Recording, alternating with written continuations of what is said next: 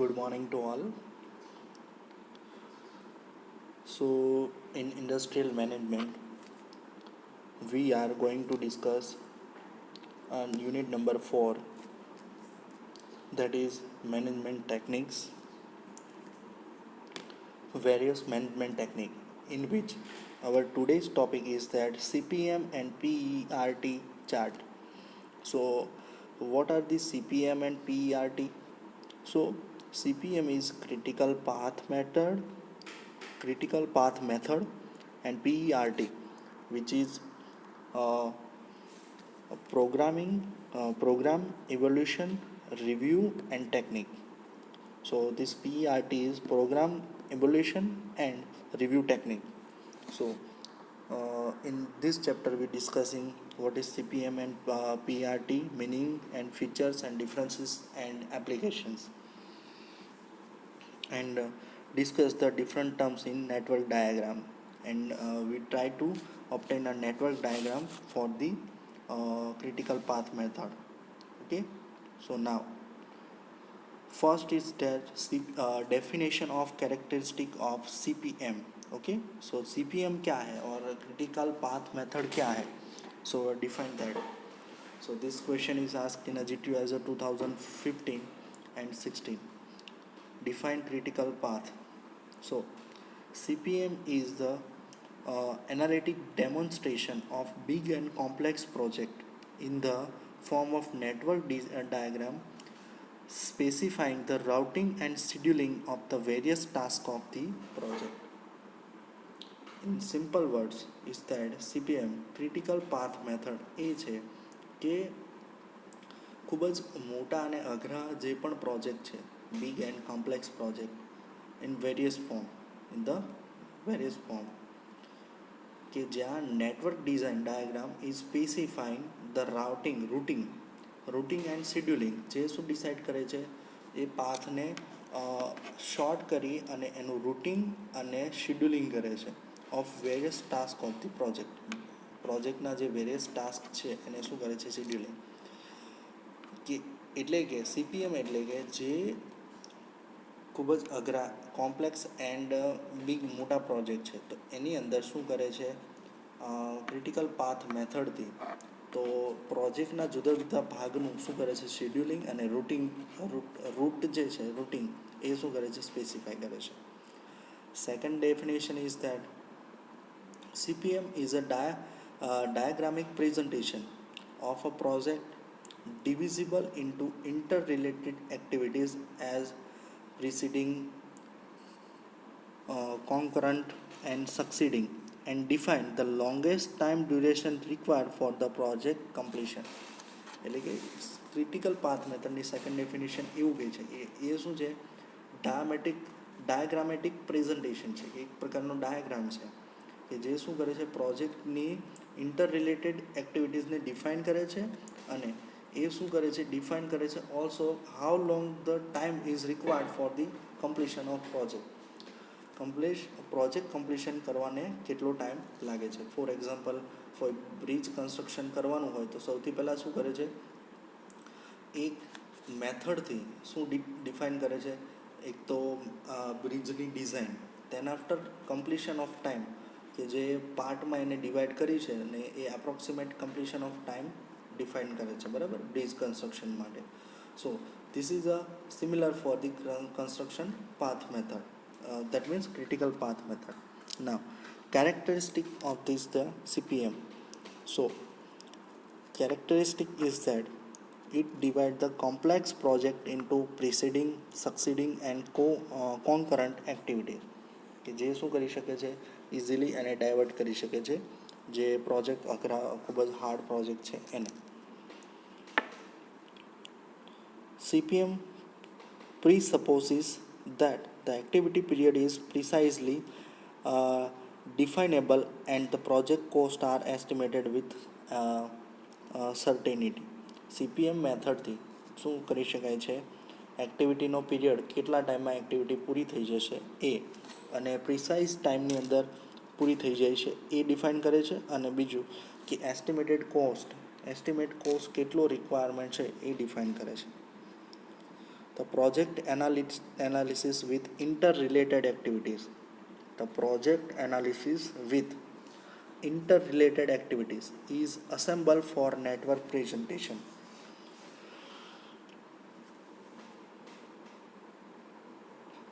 Product analysis એટલે કે project analysis જે ઇન્ટર રિલેટેડ એક્ટિવિટીઝ છે એ શું કરે છે અમેનેબલ કરે છે. Fourth, critical path indicates the longest time duration required for the project completion.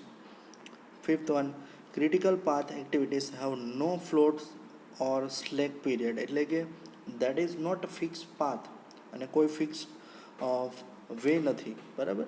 And so many any time delay on the any other critical path activity delay the entire project completion, એટલે કે within delay of the product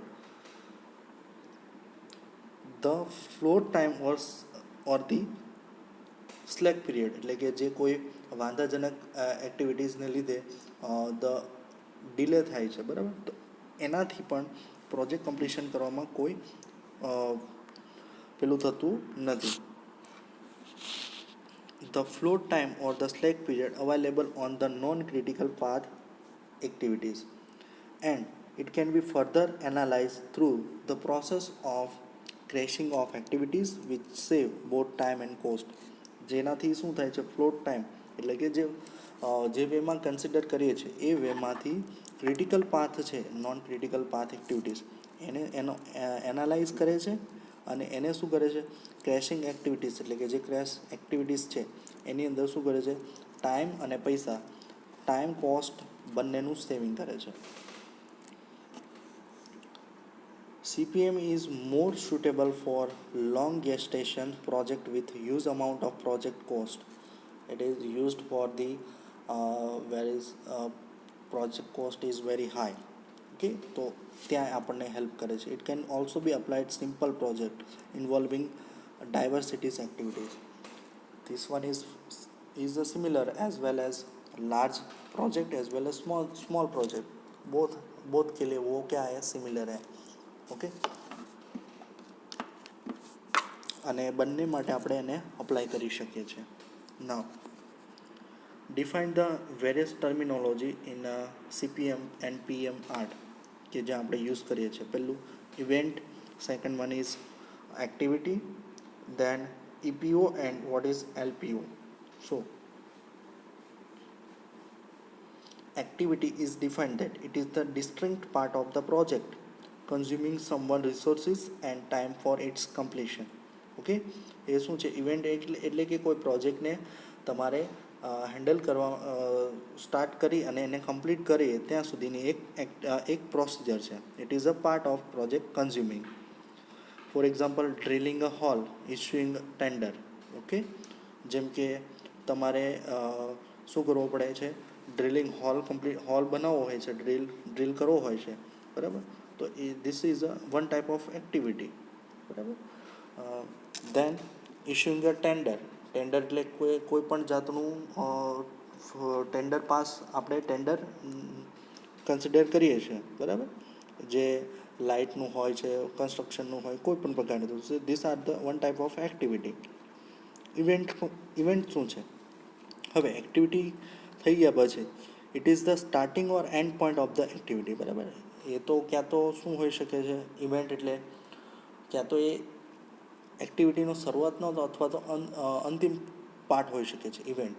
જેમ કે activity start થઈ ગઈ, tender pass થઈ ગયું, then after આપણે શું કરવાનું છે, કન્સ્ટ્રક્ટ કરવાનું છે રોડ, બરાબર. તો ધીસ આર ધ ઇવેન્ટ કે જે રોડ્સને આપણે ક્યાં કરીએ છીએ, શરૂઆતથી લઈને એન્ડ સુધી આપણે કમ્પ્લીટ કરીએ છીએ. તો એ એક પ્રકારની ઇવેન્ટ થઈ ગઈ. It can be said as a beginning and completion point of the project. કોઈ પણ પ્રોજેક્ટનો શરૂઆતનો અને અંતિમ આપણે પાર્ટ કહી શકાય છે. બીજું છે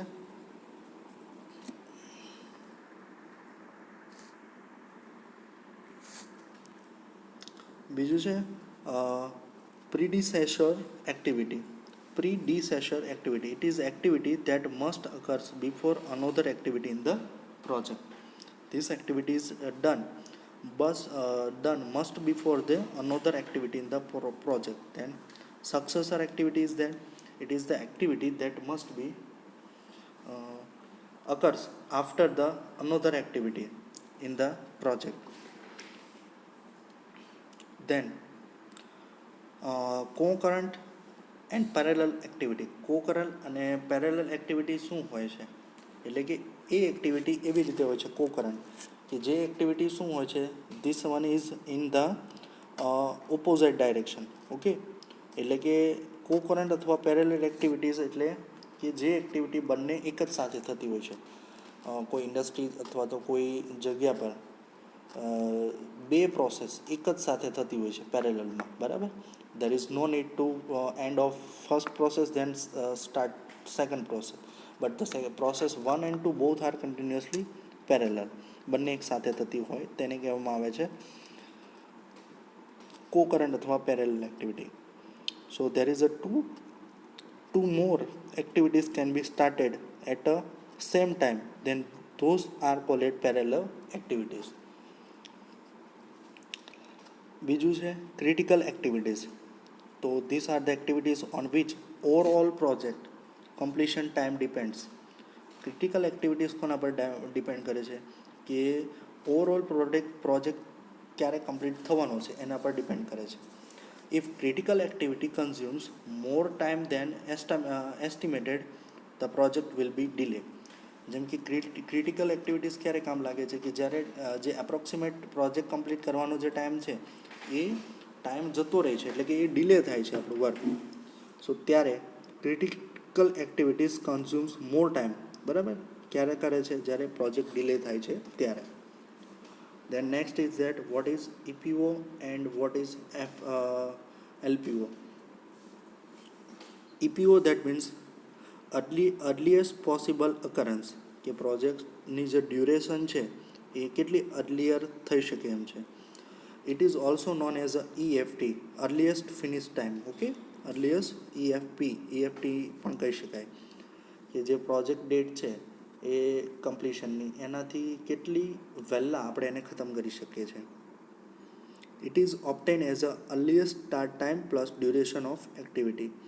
એટલે એને કઈ રીતે ઓબ્ટેન કરવામાં આવે છે? અર્લીએસ્ટ સ્ટાર્ટ ટાઈમ, જેટલું એને સ્ટાર્ટ કરીએ છીએ, બરાબર, અર્લીએસ્ટ જેટલું સ્ટાર્ટ કરીએ છીએ અને કેટલો ટાઈમ લાગે છે એના પરથી લખાય છે.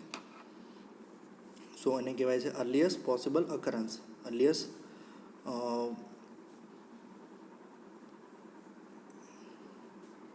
earliest finish time. Now second is that LPO. मतलब it is the latest possible occurrence. It is also known as the latest finish time. હવે for any activity or project it is defined by at the starting this project will be finished at after 20 days. Okay, તો એ જે finish time આપણે decide કર્યો છે એની પહેલાં જો આપણે finish કરીએ, બરાબર, latest finish. So latest finish is the project is done before 2 days of the date of the completion. જેમ કે 18-20 તારીખ એ જે છે એ શું છે? પ્રોજેક્ટ કમ્પ્લીશનની, અને એ કમ્પ્લીશન પહેલાં આપણે 18 તારીખ કમ્પ્લીશન ડેટ આવી જાય. સો this is the latest finished time. And LPO is obtained by the latest finished time less duration of the activity. મતલબ જે ઓછી એક્ટિવિટી થાય છે, બરાબર, જે ડ્યુરેશન ઓફ એક્ટિવિટી કેવું છે? લેસ, તો એના લીધે આ પોસિબલ થાય છે. અને જ્યારે EPO શાના લીધે ઓબ્ટેન થાય છે? It is the earliest start time, બરાબર, જે વહેલા ટાઈમમાં એ સ્ટાર્ટ થાય છે, બરાબર, જે ટાઈમ કરતાં વહેલા, ત્યારે એ ડિસાઇડ થાય છે. Float and slack. What is float and slack? It means margin of extra time available with an activity. That means margin or extra time is available with the activity and which can be consumed without delaying the date of project completion. Float and slack is that extra time છે, extra time અને margin it is for like that material or anything machineries. This one is for margin. and these are the extra time which is available with an appropriate activities and which can be consumed without delaying the date of project completion. અને ક્યારે થાય છે this one is for ક્યારે consume કરવામાં છે જ્યારે project delay થતો ના હોય, પ્રોજેક્ટ કમ્પ્લીશન કરવામાં ડિલે થતો ન હોય ત્યારે આપણે એને we can consume that these types of activity. Now the dummy activities with reference of network analysis we will discuss in next lecture.